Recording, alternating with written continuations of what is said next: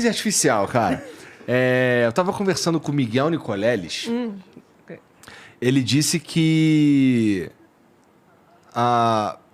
Puta, agora eu tô com medo de falar algo que ele não disse. Mas assim, que eu me lembre.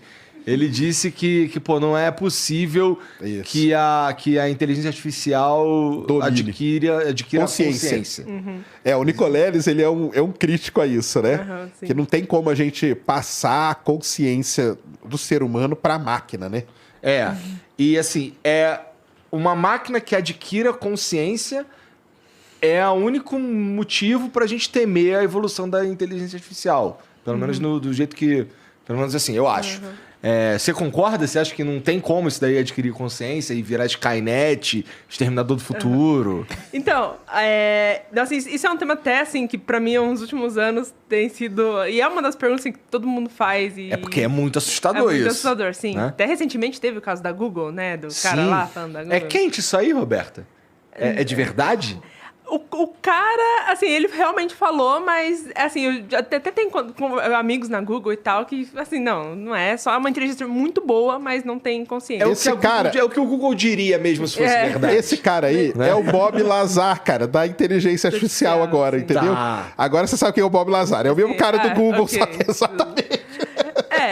Então, mas assim, em 2019 teve um congresso aqui no Uruguai, que foi o maior congresso de inteligência artificial da América Latina, só que assim, veio gente assim, muito foda de outros países. Por exemplo, veio o Jeff Dean, que é o cabeça da Google AI. Ele é o cara que comanda a Google AI, praticamente. Veio o Nando de Freitas, que trabalha na DeepMind, que é aquela do AlphaGo, que ganhou lá o jogo de Go. Veio gente incrível de todo lugar. E aí, em uma das palestras, veio o Yoshua Bengio, que, assim, hoje ele é tido como um dos pais da inteligência artificial, que o cara, assim, ele é incrível. Inclusive, ele ganhou em 2019 mesmo, que foi o prêmio Turing, que é o Nobel da ciência da computação. E aí eu vi essa palestra dele e ele estava tratando exatamente sobre esse tema, sobre a inteligência artificial ter consciência ou não. E ele fala uma coisa assim, que pra mim mudou a forma como eu olho a inteligência artificial até hoje, assim, mudou naquele momento. Porque ele falou assim, a gente pensa em máquinas como coisas lógicas, né? Porque a gente pensa em computador, vai resolver contas, vai resolver operações de forma lógica. É basicamente o que ele faz, né? Que é a ideia que a gente tem, quando a gente coloca lá para programar, fazer uma continha de multiplicação, por exemplo, é o que ele faz. Só que aí a gente não pensa no computador como uma coisa que tem intuição. A gente nunca pensa nisso. Só que quando a gente fala de inteligência artificial, na verdade, é o oposto. Que uma AI, ela aprende a ter intuição, mas não lógica. E é por isso, esse é um dos motivos que a gente não está muito longe de conseguir consciência. E por quê? A ideia é a seguinte, por exemplo, você quer ensinar gravidade para uma inteligência artificial. Você pode pegar, por exemplo, uma bola, jogar no ar várias e várias vezes, você dá vários frames de um vídeo seu jogando bola. A AI, ela vai pegar isso, ela vai entender um padrão que qualquer coisa que jogar no ar vai cair. Mas ela não vai saber por quê. Mas ela não vai saber por quê. Ela não vai chegar na lei da gravitação ou na hora que ela vê um avião, ela vai bugar. Na hora que ela vê um avião, ela vai bugar. Ela não vai saber o que ela tá vendo, o que tá acontecendo ali. Ela não vai entender a lógica da gravidade. Então, ela não vai fazer essa ligação. E se a inteligência artificial estudar eu jogando a bola e a bola subindo e descendo um monte de vezes, e estudar ao mesmo tempo o avião... Aí sim. O avião. Só que ela vai ter que aprender aí que tá, né? Eu acho que o lance é esse, né? Que você vai ter que passar tudo, né, cara? Você vai ter que passar basicamente todo o padrão para ela sempre. Então, qualquer coisa que fuja do padrão... Por exemplo, você tá jogando a bola assim. Se em algum momento, sei lá, alguma coisa esbarrar, um vento passar e a bola for para cá, já bugou ela. Então, você vai ter que dar várias vezes, com o vento passando em todas as direções. Ou, por exemplo, você tá jogando a bola, alguém vem e pega a bola. Bugou para ela também. São tantas variáveis que ela não consegue desenvolver a lógica, é isso? Que ela não vai conseguir. Ela vai conseguir desenvolver um padrão. Ela vai entender esse padrão. Mas a lógica, ela não consegue.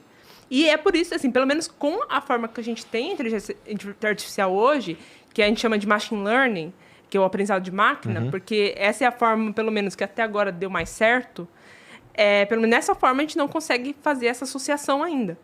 E é por isso que ela está muito longe de a gente conseguir consciência. E esse Yoshua Bengio é a conclusão que ele fala no... E, assim, a palestra dele é incrível, porque ele trata toda a questão do cérebro mesmo. Ele mostra como a inteligência artificial foi moldada, como o cérebro humano é moldado.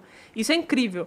E, assim, ele fala, olha, 10, 20, 50 anos para frente é muito difícil a gente chegar em algo que tenha consciência. Esse é um dos motivos, assim, que ele deu. E o segundo motivo é o seguinte: quando você monta uma arquitetura de inteligência artificial, que a gente chama de arquitetura, o código de uma inteligência artificial a gente chama de arquitetura, que é o esqueleto dela, digamos assim. Tem muitas variáveis, muitas variáveis. Quantos neurônios tem? E aqui neurônios a gente pode pensar de forma como neurônio humano mesmo, então você trata como neurônio. Quantos pesos tem cada neurônio? Quantas camadas tem? Porque a gente trata... Cada fileira de neurônio é uma camada. Tudo isso varia. E tem N variáveis. E cada uma delas variam, assim, décimo, sabe? Tipo, um errinho de 0,000 já muda completamente. Tanto que é o efeito caótico que tem, né?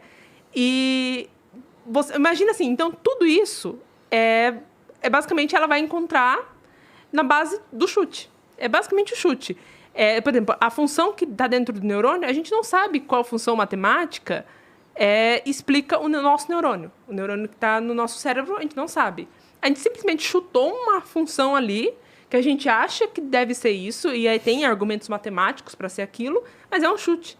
Tudo que essa arquitetura mesmo é um chute. Tudo é um chute.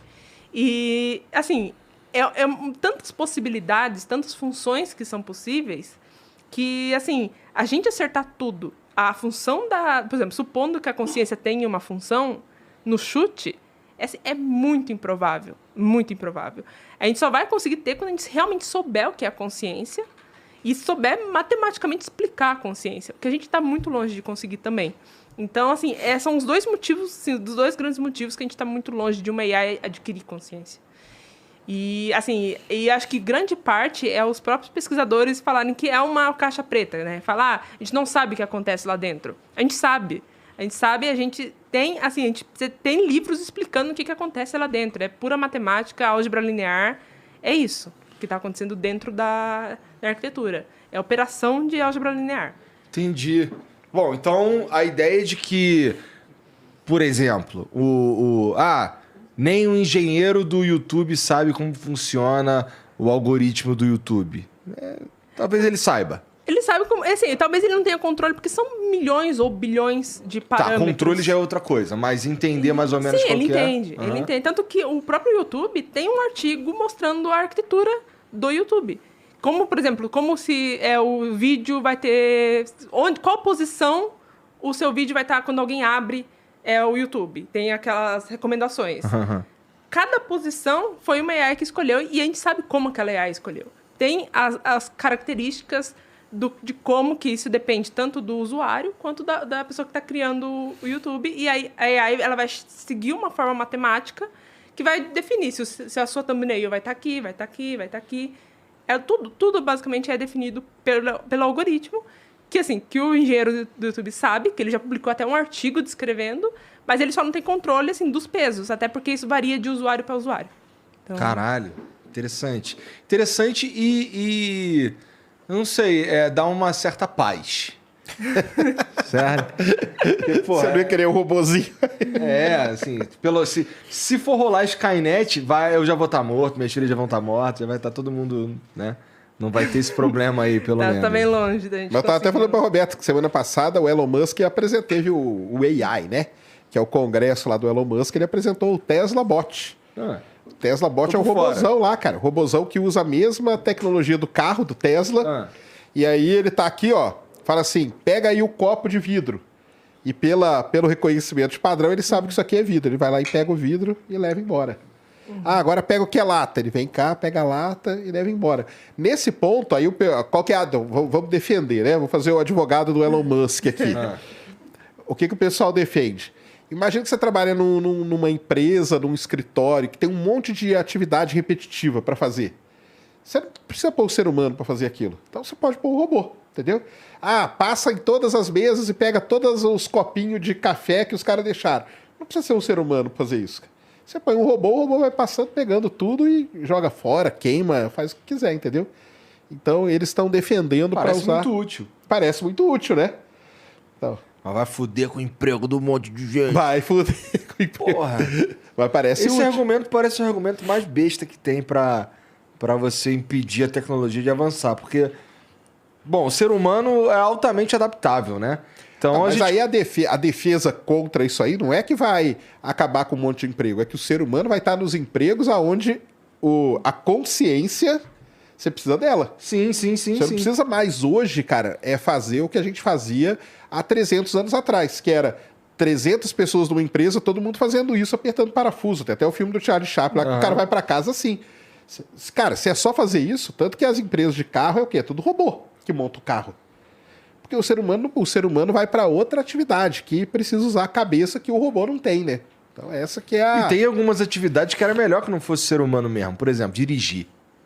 Né? Se fosse um monte de robô dirigindo... Na China, cara... Sem problema, assim, com uma... Assim, vamos dizer que a gente chegou num ponto, que não é hoje, que a gente tem tudo mapeadinho, hoje sim, cara. Na China. Na China, cara. Na China, transporte público hoje, um X% lá já é robô. Já é o robô que dirige o ônibus e tudo. Pra não pôr o ser humano, entendeu? Porque, imagina aqui, você pega São Paulo, que tem um monte de faixa de ônibus, corredor de ônibus. O ônibus não pode sair daquela faixa. Não precisa ser um ser humano, cara. Pode ser um robô dirigindo. E aí vai... E, aliás, eles descobriram que é muito mais eficiente sendo robô. Com certeza. Porque aí ele sabe a velocidade que ele tem que colocar, tudo ele sabe mapeado. tudo mapeado. Exato, por causa disso. Se tá tudo mapeado, realmente o robô é muito mais eficaz, pô. A gente consegue, inclusive, diminuir o tempo de viagem. De espera, de viagem, de tudo. Exatamente isso. Parece então, muito melhor mesmo. Tem e aí a gente coisas que pega o esse robô ser é humano legal. e coloca num bagulho maneiro, pô. Exatamente. Um troço que precisa que seja um ser humano mesmo, né? Essa que é a ideia. Essa mesmo. Essa é a ideia mesmo. Uhul. Aí, ó. Viva o robô. Para algumas coisas, né? Eu sei que quando eu fui nesse congresso no Uruguai, né? Tipo, teve até algumas empresas da América Latina, né? Que foram... E achei até curioso. Tem uns países, por exemplo, na Colômbia, que tem um robozinho que já sabe padrões de supermercado, por exemplo. Você coloca ele para mapear o supermercado e ele vai mapeando, ele sabe onde está cada produto.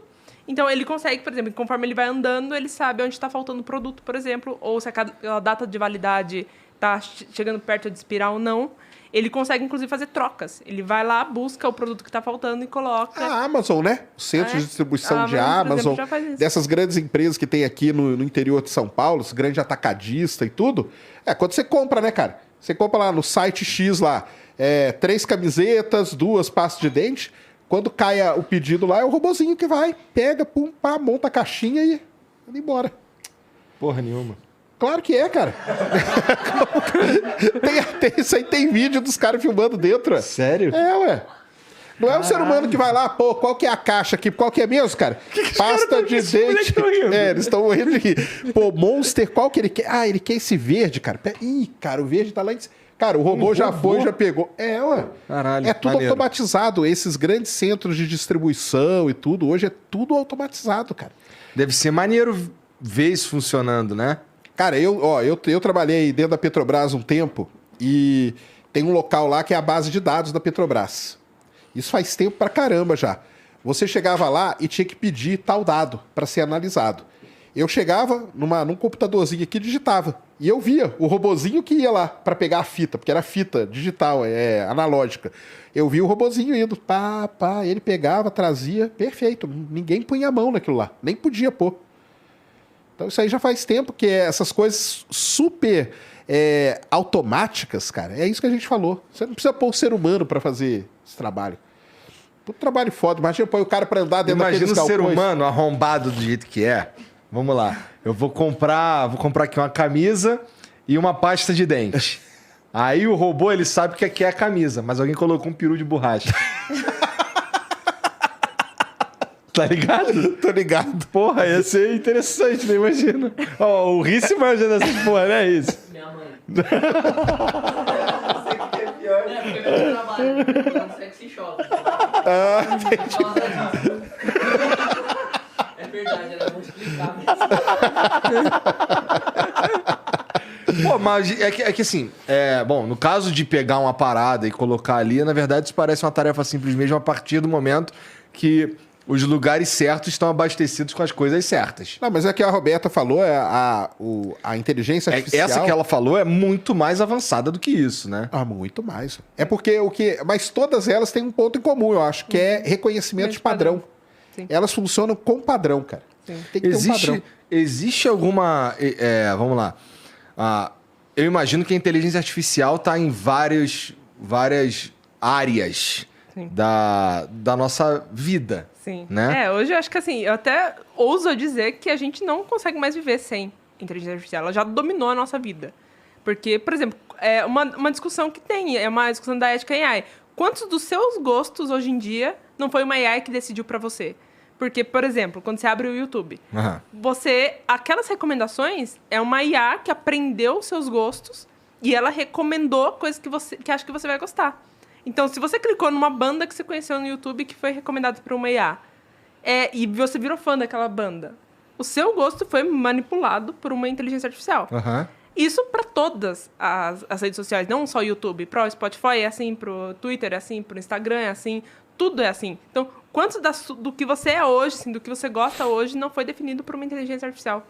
E, assim, tudo que a gente vê, a forma como a gente vê as coisas, assim, por exemplo, no TikTok, no Instagram, que a gente fica assim... O TikTok falam que é o maior exemplo disso, né? O TikTok, sim, de longe, fizeram um trabalho ali muito bem feito em questão de inteligência artificial. Por isso que é tão viciante o TikTok. Ela mapeia em poucos minutos o seu gosto. Sim. E aí ela fala, pô, o Igor gosta disso aqui, então toma, cara. Toma. Então.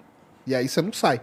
Na hora que você vê, você tá 3 horas ali, ó, só passando o dedo assim, ó. Entendi. Inclusive, a própria ideia de... Essa daí eu já tinha escutado antes. Inclusive até a ideia de rolar, né, de fazer essa rolagem, veio da ideia de inteligência artificial, porque a gente tem dentro a chamada Reinforcement Learning, ou aprendizado por reforço, que é basicamente você vai... Assim, a IA, ela tá treinando e a um dado momento ela ganha uma recompensa, que pode ser, por exemplo, pontuação. Algo assim, como se fosse um jogo. E... essa ideia de rolar é a mesma coisa, que você está rolando e em algum momento você vai ganhar uma recompensa.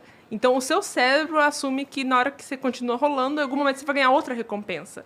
E se você fizer isso por tempo suficiente, você vai ganhar o máximo de recompensas. E essa ideia veio da inteligência artificial. Então, assim, hoje em dia, assim, eu ouso dizer que a gente não tem mais como escapar da inteligência artificial. Não tem, assim. A nossa vida já foi meio que definida pela AI. E, assim, agora é só a questão, assim, de ter... realmente, a ética em AI é uma área muito importante. Porque, assim, se ela dominou a nossa vida, ok. Agora a gente precisa saber, né, a ética disso aí. Mas, assim, dominar já dominou, assim, não tem como.